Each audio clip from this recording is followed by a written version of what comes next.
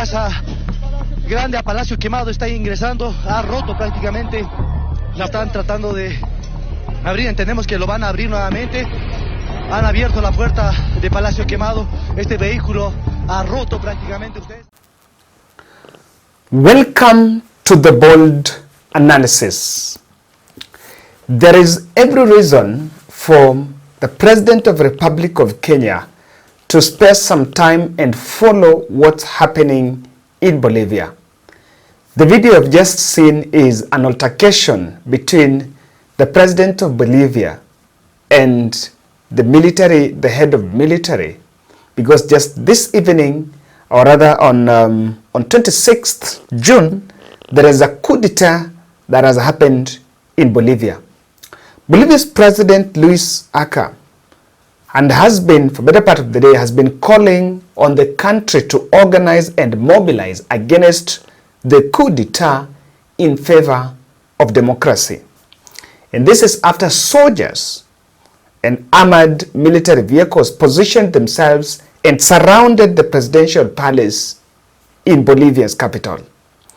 And according to footage that had been seen, the armed soldiers gathered around Murillo Plaza, a main square where the national executive and legislature offices are located. CNN has reported massively, has reported exclusively on this. And that is a coup d'etat in Bolivia. So I want to tell you why I think we need to pay attention to this as a country.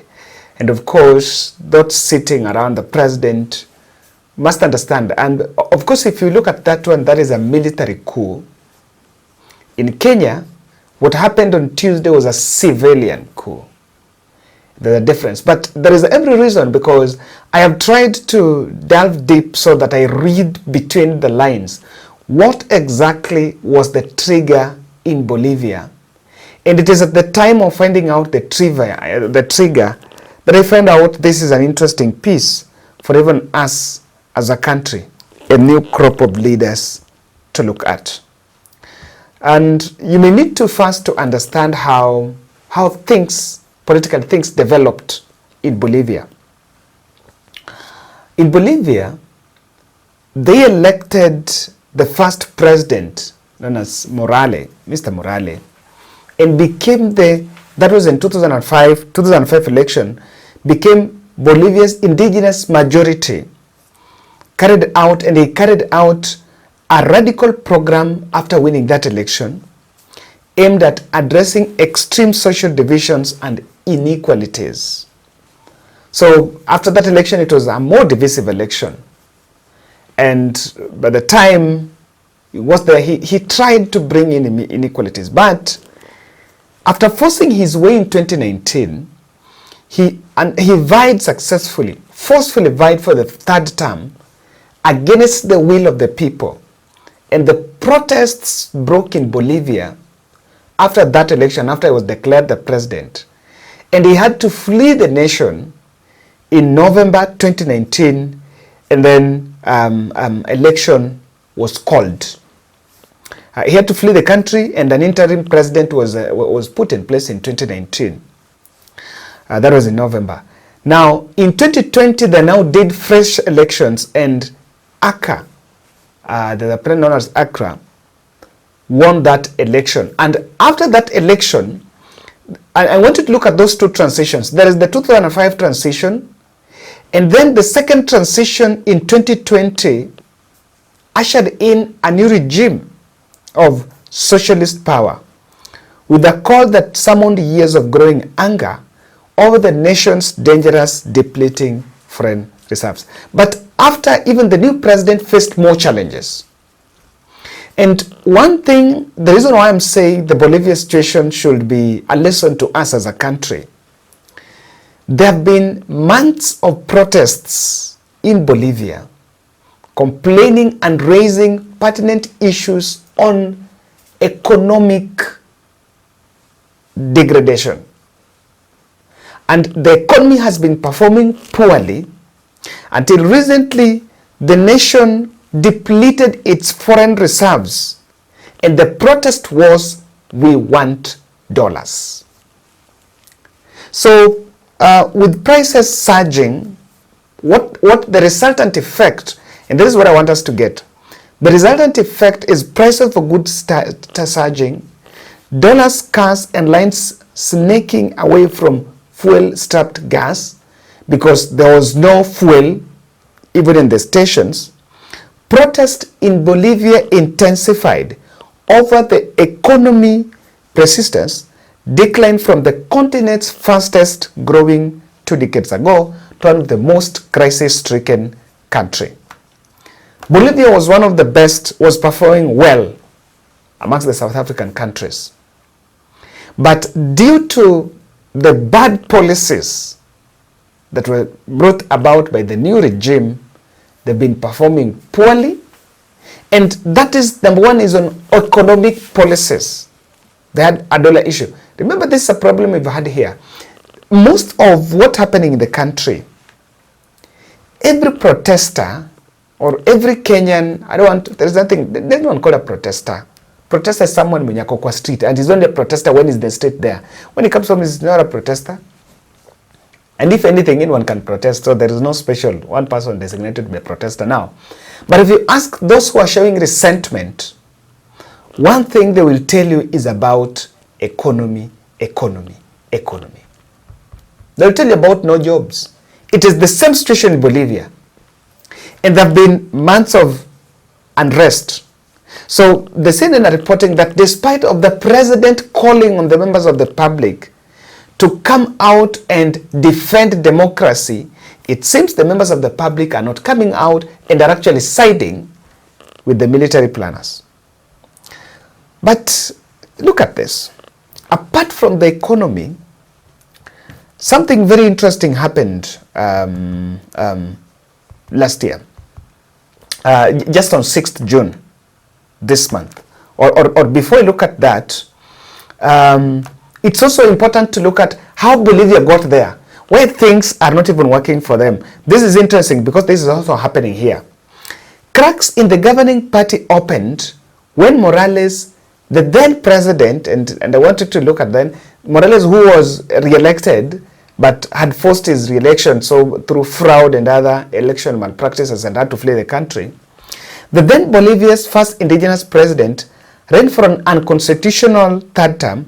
He won a contested vote plagued by allegations of fraud, setting off mass protests that caused 86 deaths and prompted Morales to resign and flee the country.